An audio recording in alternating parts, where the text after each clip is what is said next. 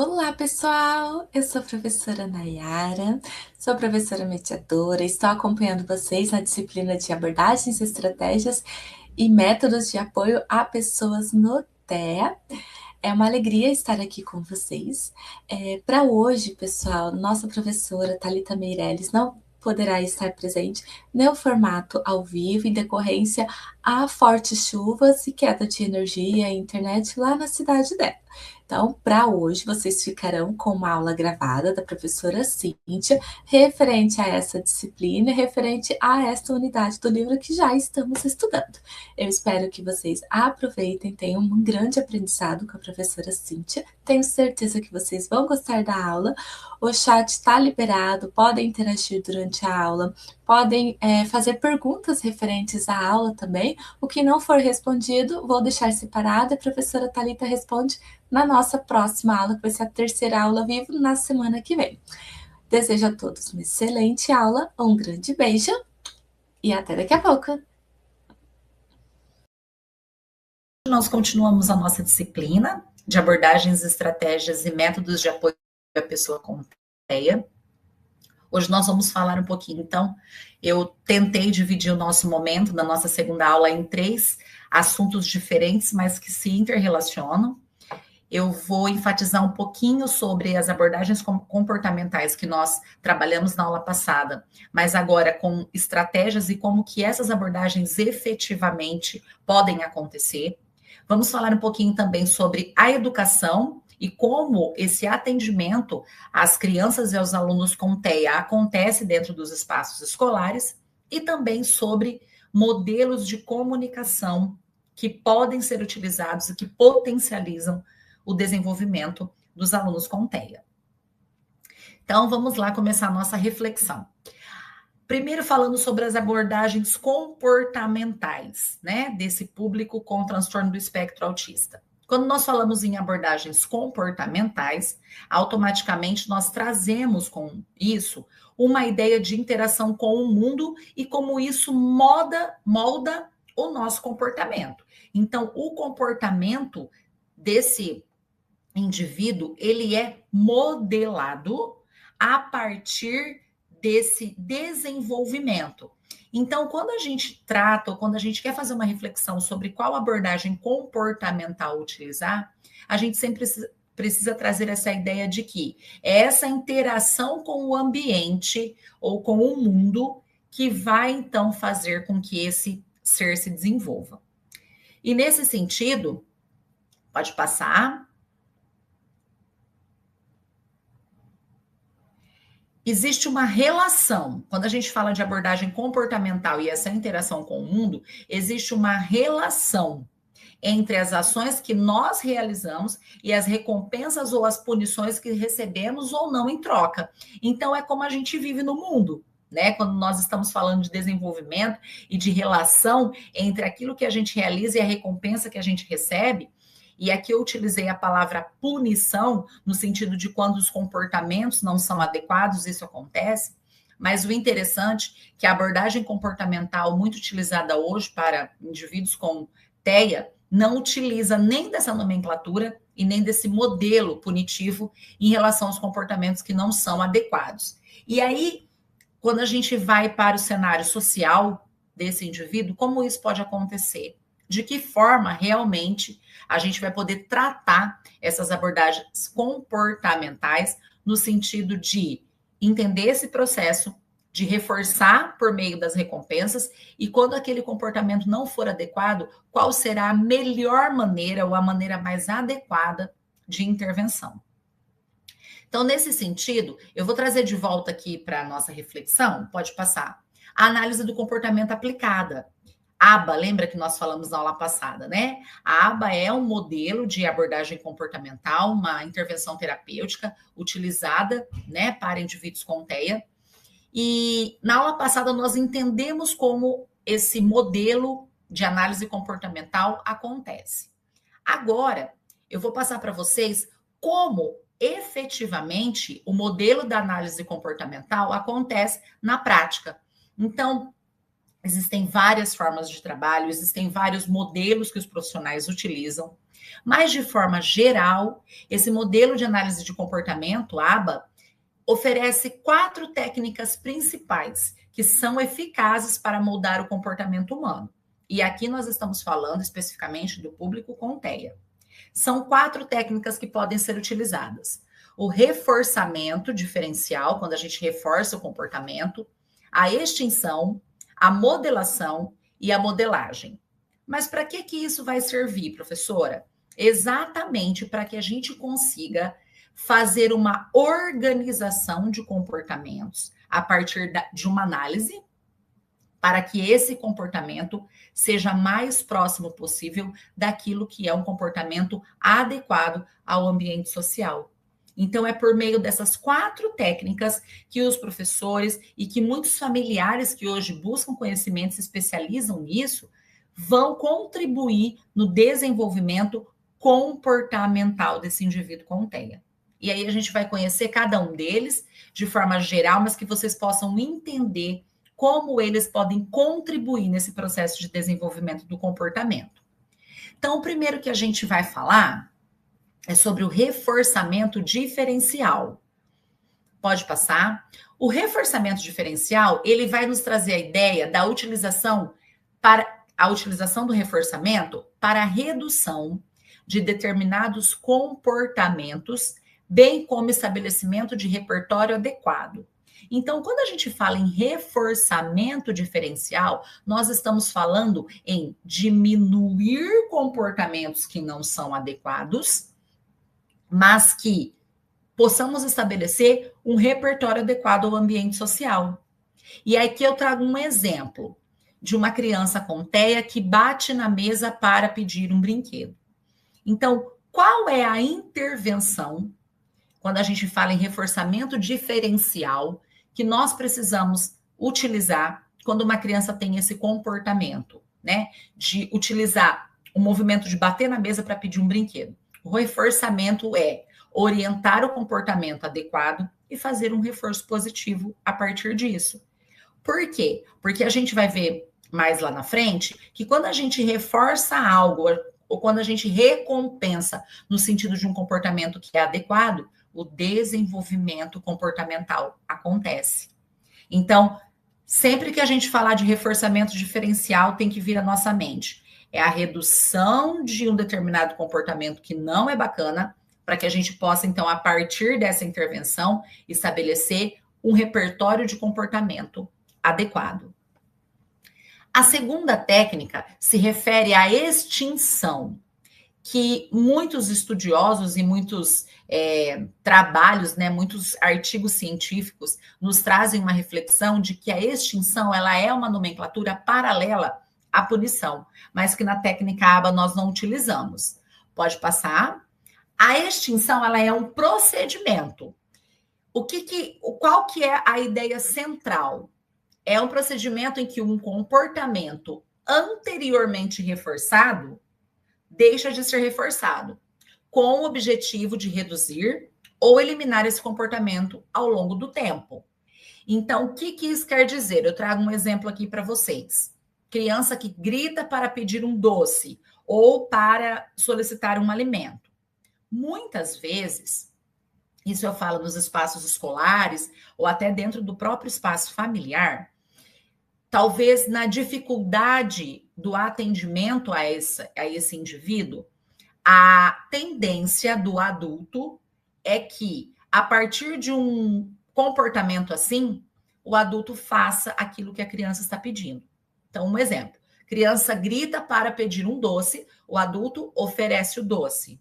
A criança grita para solicitar um alimento, o adulto faz esse atendimento, mesmo a partir desse comportamento inadequado. Então, quando a gente fala em extinção como uma técnica da análise do comportamento, nós estamos dizendo que não devemos realizar essa recompensa a partir de um comportamento que não é adequado. Então, a extinção vem nos trazer o quê? A partir dessa ação de gritar para pedir um doce, nós temos que utilizar o quê? O reforçamento diferencial e ensinar o comportamento adequado. Por isso que a extinção nos traz a ideia de esquecer um comportamento que antigamente eu reforçava. Então, por exemplo, eu numa condição de mãe de uma criança com TEA, quando ele me solicita algo com um comportamento adequado, ou melhor, com um comportamento inadequado, eu não posso realizar aquela ação. Eu tenho que intervir, faço a extinção desse comportamento e trago um novo comportamento por meio da minha intervenção. Isso muitas vezes, na prática, né, do dia a dia, da rotina, é um momento de bastante importância, mas que também requer bastante paciência por parte do adulto. Por quê? Porque é um reforçamento que deve acontecer todos os dias, em todos os comportamentos. É orientar, né? É trazer essa ponte da sabedoria e do desenvolvimento para, a partir de então, um novo comportamento. A terceira técnica é a modelação. O que a gente entende como técnica de modelação no modelo ABA? Pode passar. A modelação, ela vai utilizar pistas e auxílios visuais, verbais ou físicos para guiar o paciente ou para guiar o aluno, a criança, o filho, na realização do comportamento desejado.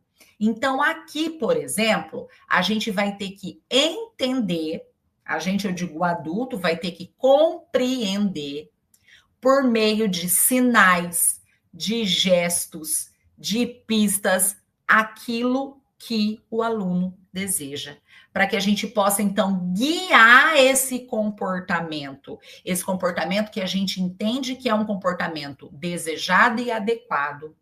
O exemplo mais claro que eu trago aqui para vocês, uma criança não verbal que pede água. Então, como essa criança busca no adulto? E como esse adulto vai entender esse processo? Então, na modelação, a gente precisa utilizar de pistas, de auxílios, e esses auxílios verbais e visuais também desenvolvem a comunicação do indivíduo com TEA. E aqui eu até reforço, né, que é muito importante que o adulto tenha paciência e que esse reforço seja consistente. Nós temos que utilizar da consistência. O que é isso? Muitos comportamentos em indivíduos com TEA são comportamentos repetitivos. E o adulto vai precisar, então, reforçar consistentemente para que a aprendizagem aconteça e para que o desenvolvimento comportamental também aconteça. Por isso que eu destaco aqui, na modelação, é necessário muita paciência, sabedoria, um reforço consistente, porque crianças, alunos, né, indivíduos com TEA, que não têm verbalização, que não conseguem, que não executam uma comunicação verbal, apresentam muitas dificuldades, né? Então, na prática do dia a dia, tanto nos espaços escolares quanto dentro de casa, né, nos espaços da família, é necessário, então, esse momento, né, e essa paciência, sabedoria, e não esquecer que esse reforço é consistente. Não entender aquele processo como algo assim, ele não vai aprender, ele não vai entender. Até mesmo porque muitas avaliações acontecem dentro de uma perspectiva desconhecida. Então, nós precisamos dar a oportunidade e utilizar as técnicas, então, que a análise do comportamento aplicada nos traz, tá? E a quarta técnica, também utilizada no modelo ABA, é a modelagem. A modelagem, pode passar, ela vem por meio da observação.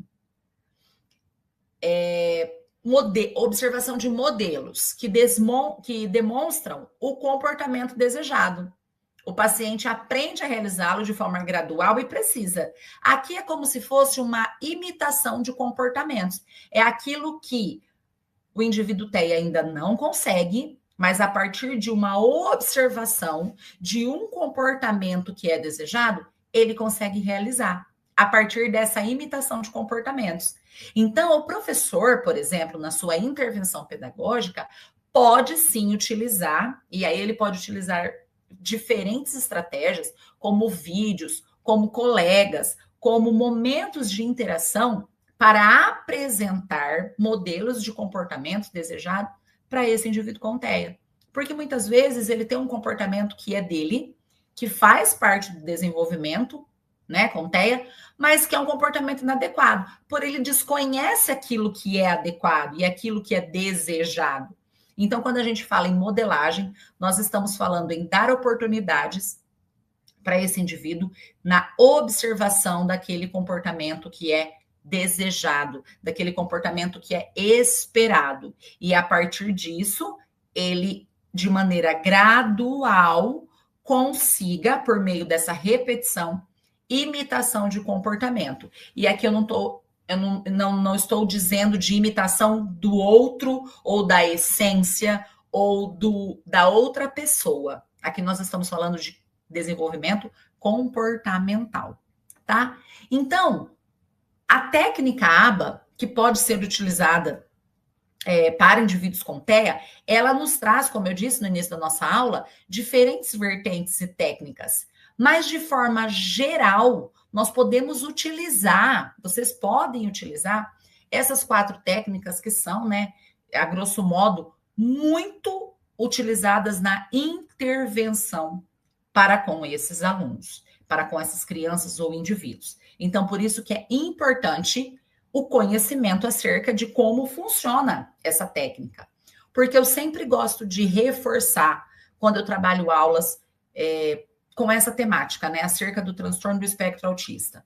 Muitos professores não tiveram na sua formação inicial conteúdos relativos ao transtorno. Então, nós precisamos buscar, por meio de formação continuada, esse conhecimento para poder aplicar dentro de sala de aula. Da mesma maneira, as famílias, quando, né, nasce o filho, o neto, o sobrinho, e apresenta um laudo, um diagnóstico de transtorno do espectro autista, tudo é muito novo. Então, nós precisamos buscar conhecimento para fazer esse atendimento, e é um atendimento que é muito específico.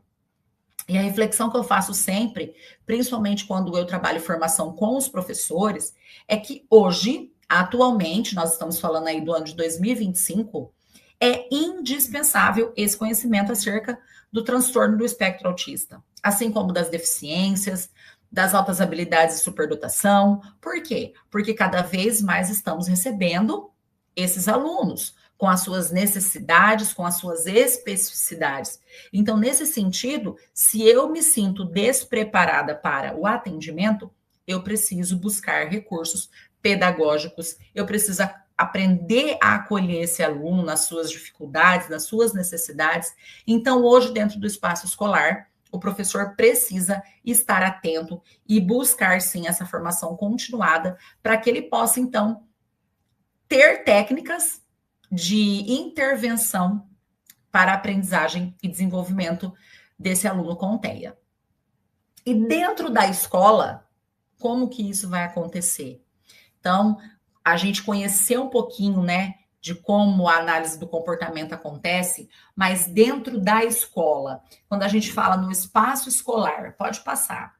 Os professores estão preparados? Os alunos chegam com quais dificuldades? Como isso acontece lá dentro, né, no contexto educacional, quando a gente fala dentro da escola?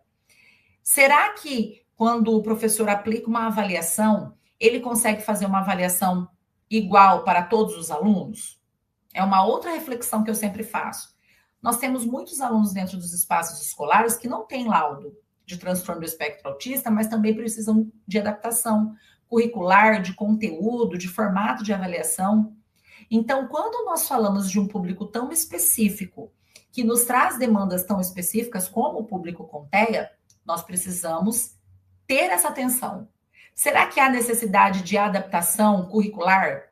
Será que há necessidade, de repente, se é um aluno não verbal, como eu vou fazer uma prova com ele para trabalhar a oralidade? É possível isso acontecer?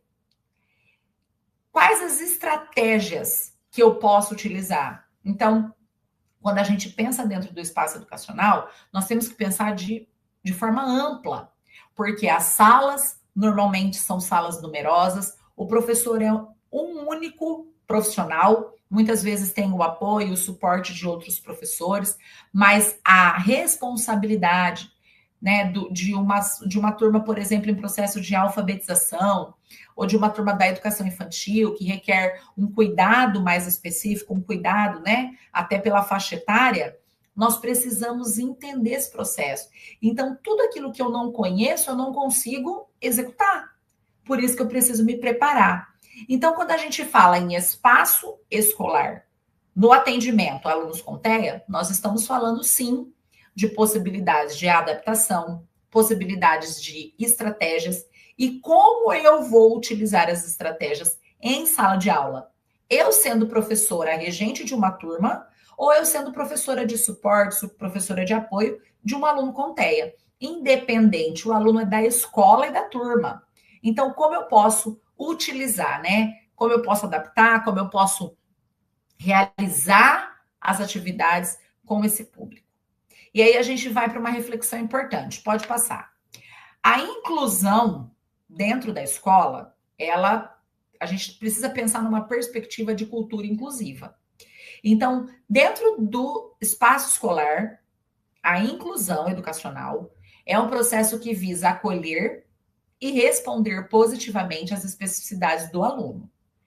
Deveria ser. A inclusão educacional é exatamente isso. Primeiro, é o acolhimento a esse aluno. E segundo, o acolhimento às dificuldades e às especificidades que eles nos traz dentro do espaço escolar. Então, como eu vou executar a minha atividade para o aluno João ou para a aluna Maria? Depende. O João é não verbal, a Maria verbaliza. Então, eu não consigo utilizar a mesma adaptação ou a mesma estratégia. É nisso que a gente fala das especificidades. Pode passar. Então, quando a gente fala de escola de forma geral, qual é o primeiro ponto que a gente avalia? Quando a gente fala lá no segundo ano, o que é esperado ao final do segundo ano para os alunos? Hoje, na legislação educacional vigente, o segundo ano, ao final do segundo ano, todos os alunos precisam estar alfabetizados. Ou seja, todos precisam sair do segundo ano lendo e escrevendo. Aí lá no infantil 5, na educação infantil, todos eles têm que pelo menos aprender as letras do alfabeto, contar de 1 a 50. Então, existem padrões, que é aquilo que é o esperado para cada faixa etária. Então, saber o que é esperado, entender da lei, entender do processo de desenvolvimento na infância, saber o que é esperado em cada faixa etária, ajuda na identificação de sinais que indicam se o desenvolvimento está ocorrendo conforme esperado. Então, aqui eu estou falando de forma padronizada. Eu estou falando de forma generalizada. O que se espera ao final do segundo ano? O que se espera para uma criança de 5 anos, quando a gente fala de desenvolvimento motor, por exemplo? Tudo aquilo que se espera de acordo com os estudos que a gente tem por meio dos estudiosos do desenvolvimento da infância. Mas quando a gente fala de aluno atípico, aí nós precisamos ligar um alerta e é um ponto de atenção. Pode passar. Por quê? Porque se dentro de uma mesma sala com alunos típicos, ou seja, alunos que não apresentam nenhuma especificidade de diagnóstico médico, nós já temos diferentes especificidades e necessidades. Quando nós estamos falando de alunos atípicos, ou seja, alunos com o transtorno do espectro autista, nós não conseguimos generalizar e muito menos considerar apenas a sua faixa etária. Mas o que a gente precisa considerar? O desenvolvimento de cada ser, na sua individualidade. Por isso que nós temos crianças com TEA de 12 anos matriculados no 5º ano, ou no 4º ano, muitas vezes. Por quê? O seu próprio desenvolvimento não acompanha um padrão de faixa etária. Então, a primeira coisa que nós temos que entender dentro do processo escolar e do espaço educacional é que quando nós estamos falando de crianças atípicas, nós temos que considerar 2 pontos. Primeiro, o seu desenvolvimento, a sua individualidade, a sua necessidade. E o segundo ponto, o avanço que aconteceu no processo, comparando ele com ele mesmo. Eu não faço uma comparação desse aluno atípico com aquilo que se espera no final da série. Por quê? Porque eu preciso respeitar o seu próprio desenvolvimento. Então, muitas vezes lá no final do ano, quando chega o conselho de classe final e vem aquela pergunta: esse aluno com esse diagnóstico de TEA será promovido ou será reprovado naquela série? Então, muitos pontos devem ser considerados: o seu desenvolvimento, a autoestima, a idade, mas principalmente o avanço que ele apresentou durante aquele ano letivo, por exemplo. Então, é nessa perspectiva que a gente precisa fazer essa ponte do conhecimento e comparar como foi todo esse processo. Pode passar. E nessa perspectiva, o que eu vou avaliar? O que é necessário avaliar ou observar, né, dentro da escola? Esse desenvolvimento, ele ocorre em diversas esferas.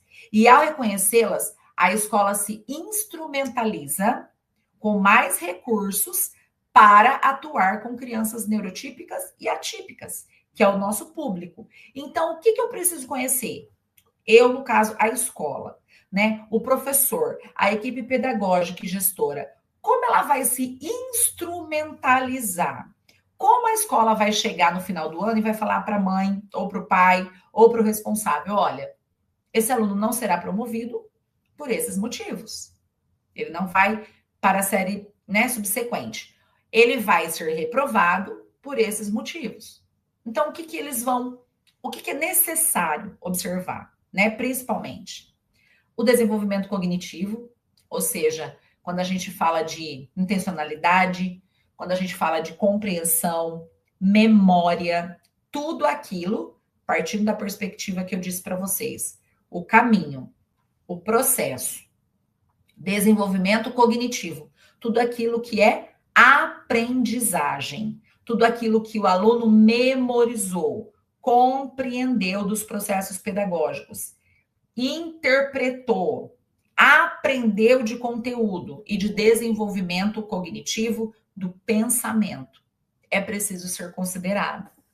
Quando a gente fala sobre desenvolvimento socioemocional, essa criança consegue lidar bem com as suas emoções? Ele expressa essas emoções? Ele desenvolveu essa capacidade ao longo desse período? O seu desenvolvimento físico, as suas questões de coordenação motora fina, coordenação motora grossa, lateralidade, em cima, embaixo, agachar, levantar, toda essa parte física, né, que o componente curricular educação física pode contribuir muito também no processo de aprendizagem desse aluno. Isso aconteceu? Houve avanço? E o seu desenvolvimento social, como que é? A interação social é uma das grandes lacunas, de forma geral, né, desses indivíduos com TEA. Muitos alunos conseguem e realizam interação social tranquilamente, mas é um ponto-chave, um ponto de observação desses indivíduos. Então, hoje, quando a gente compara, né, o desenvolvimento lá no final do ano, nossa, não brincava com nenhum amigo, agora já apresenta uma melhora, já consegue brincar em dupla, em trio ou em grandes grupos. Como foi esse desenvolvimento social? Então, basicamente, esses 4 modelos de desenvolvimento são instrumentos indispensáveis quando a gente fala desse acolhimento e desse atendimento dentro do espaço escolar. Por quê? Porque é aqui que nós vamos qualificar esse processo e entender se esse aluno se desenvolveu ou se ele precisa de uma retomada. Então, quando a gente avalia, por exemplo, um desenvolvimento cognitivo, que é a compreensão, a memória, né, é o pensar, e a gente percebe que não houve avanço, qual é o critério? E isso é pedagógico, né? A gente retoma o comportamento, a gente recalcula a rota para novamente fazer a intervenção, né? Então, isso deve ou deveria ser considerado nos espaços escolares. Mas, professor, é simples? Não é simples. Nós temos muitos desafios. Pode passar.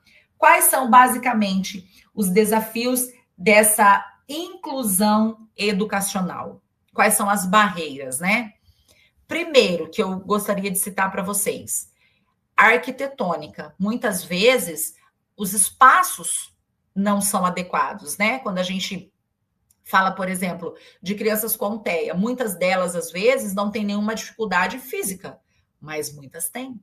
Então, esses espaços precisam ser pensados, as vias urbanísticas e os espaços públicos precisam ser pensados, os instrumentos de tecnologia, recursos digitais precisam ser pensados para esse público, a comunicação, a informação, as ações atitudinais, os comportamentos de acolhimento dentro da escola. Então, assim, uma disseminação de uma cultura inclusiva. Disseminar cultura inclusiva na escola é fazer a seguinte reflexão: estamos recebendo um grupo diferente, um aluno com uma necessidade diferente, e nós precisamos acolher a sua necessidade. Então, isso precisa ser disseminado entre professores, entre alunos, entre toda a comunidade escolar, para que efetivamente essa inclusão educacional aconteça, né? Então, são alguns desafios, mas também, a partir deles, nós podemos elencar algumas estratégias. Primeiro, essa que eu disse, a cultura inclusiva. Pode passar?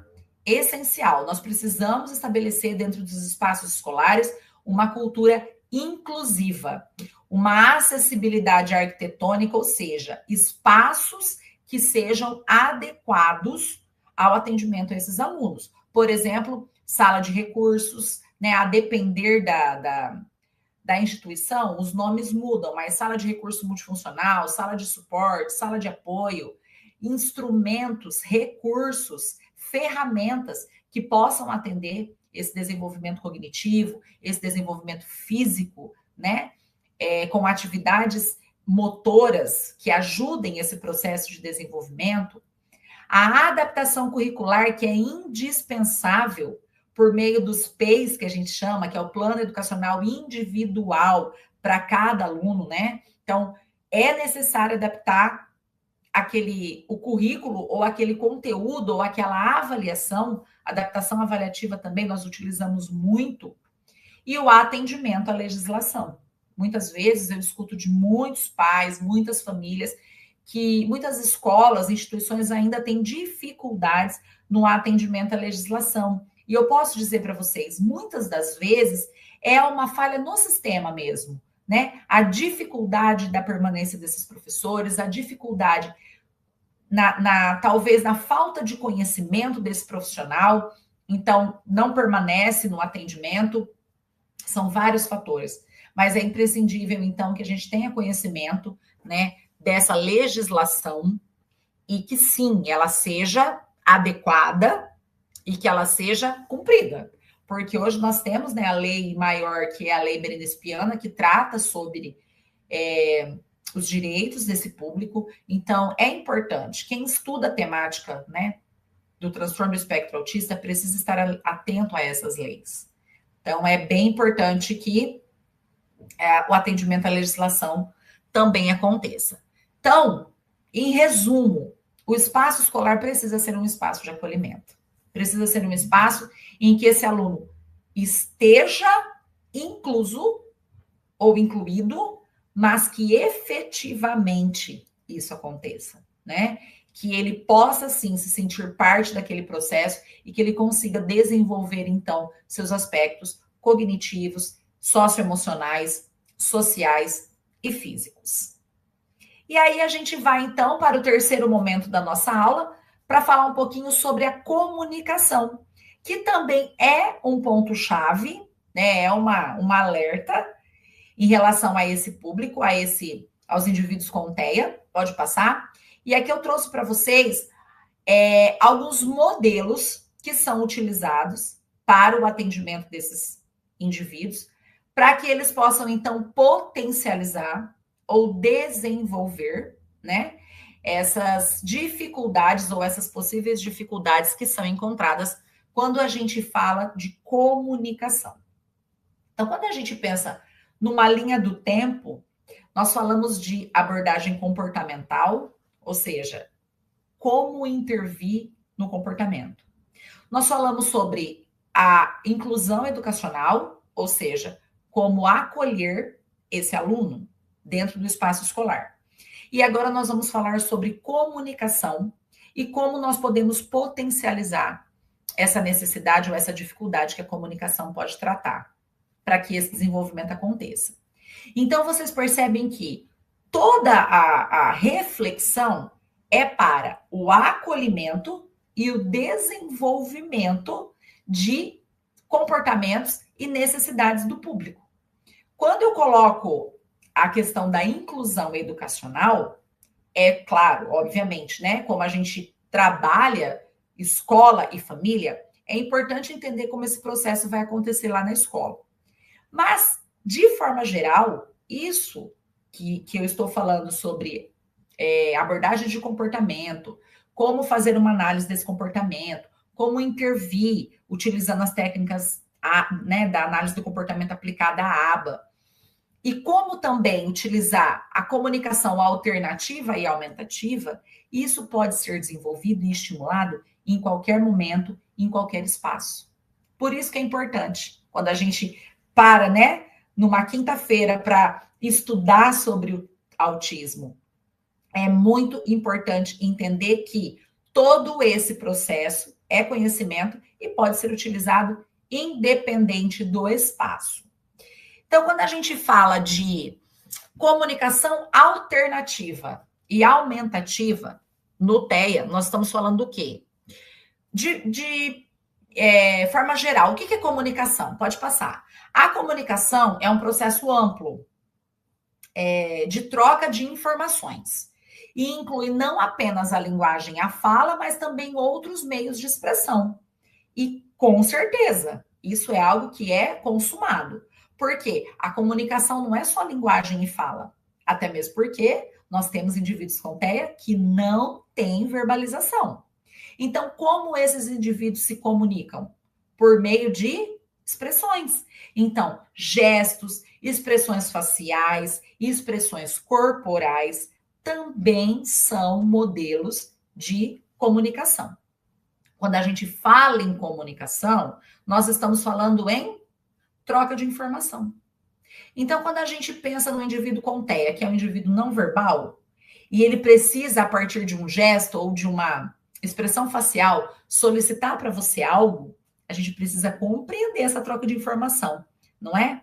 Então, como isso pode acontecer? Quais são os modelos que a gente conhece, né? De se comunicar, para que a gente fique sempre atento ao comportamento desse indivíduo. Pode passar. Então, basicamente, nós temos 4 formas de comunicação: por gestos, expressões faciais, a linguagem corporal e tecnologias assistivas, que são aquelas que são recursos que podem ser tecnológicos, de inovação, que esses indivíduos vão utilizar na sua comunicação.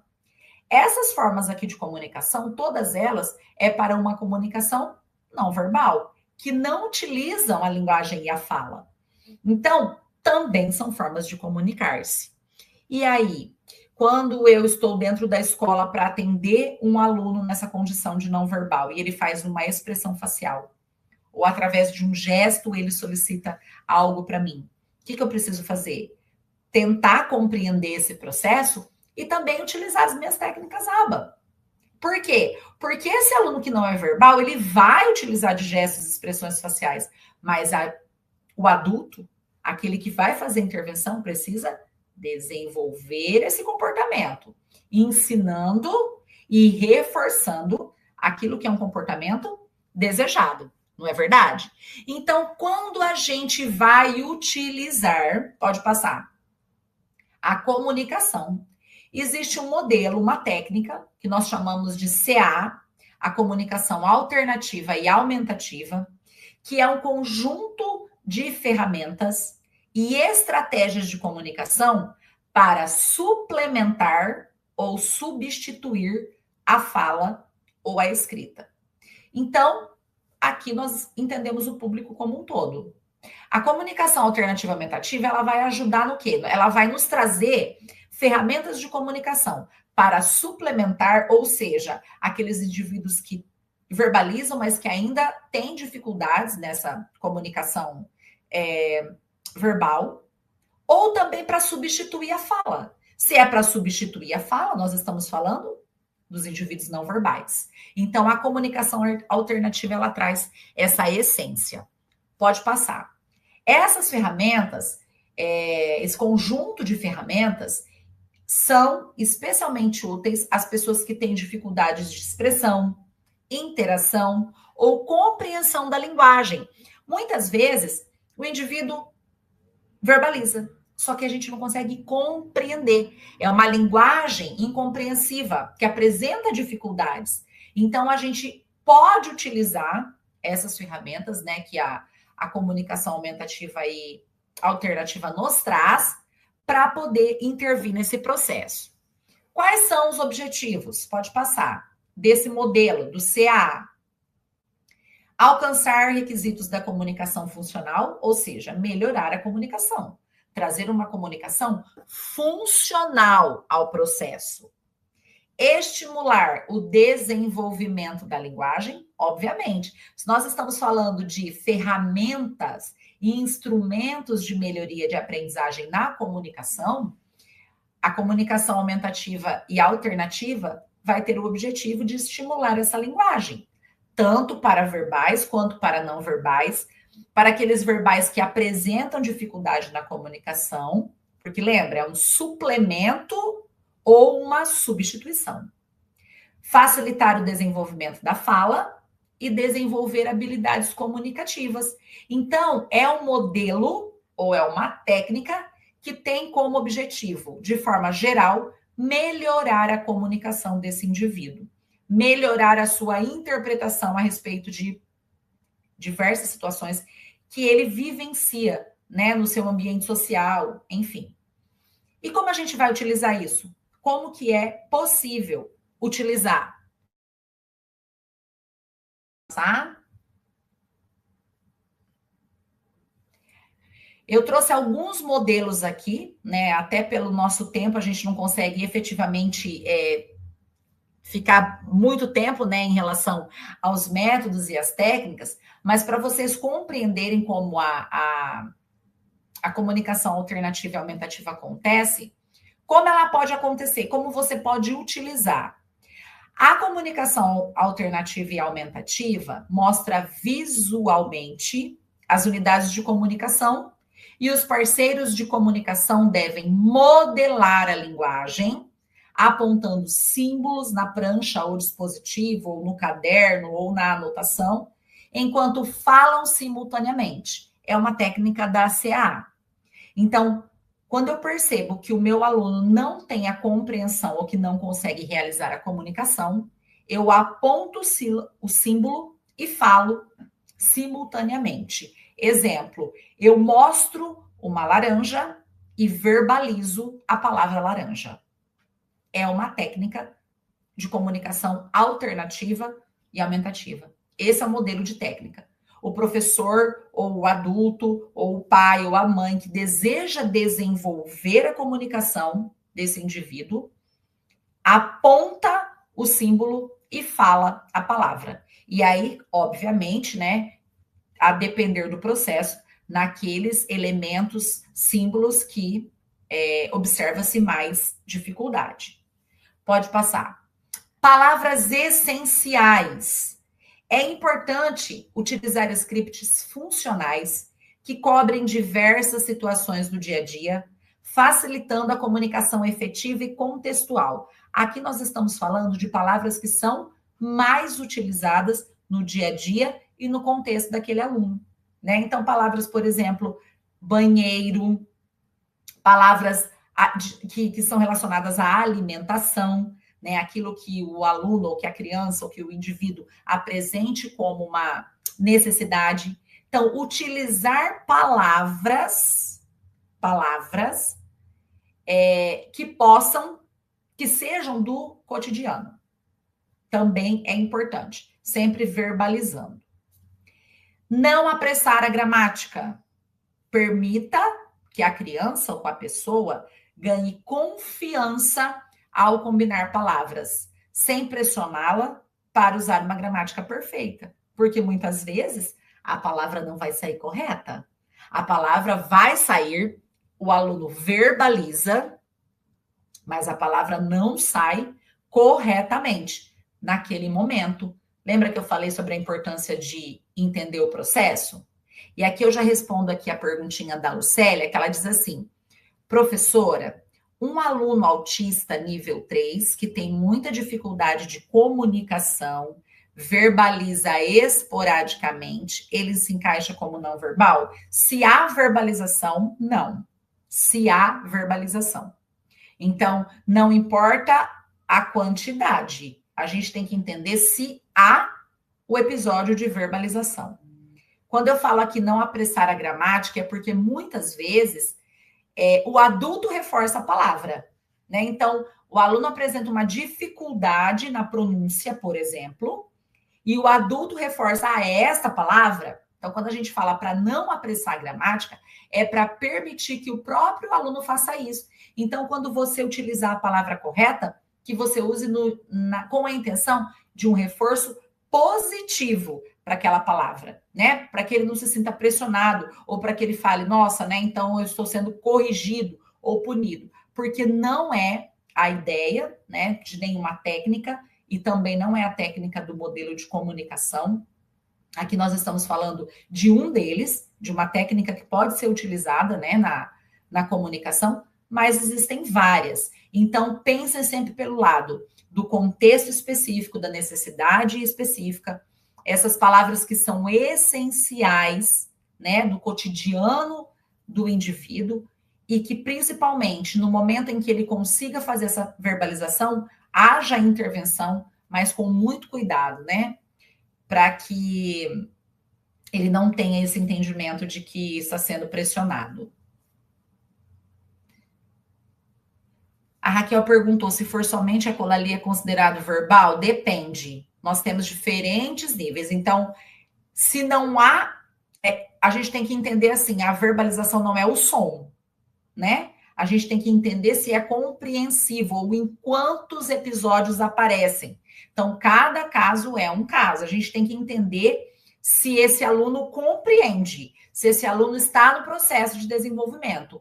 A ecolalia, ela é muito variável. Ela é muito variável. E tem alunos que apresentam uma ecolalia importante, mas que em determinado momento ele começa uma verbalização, né?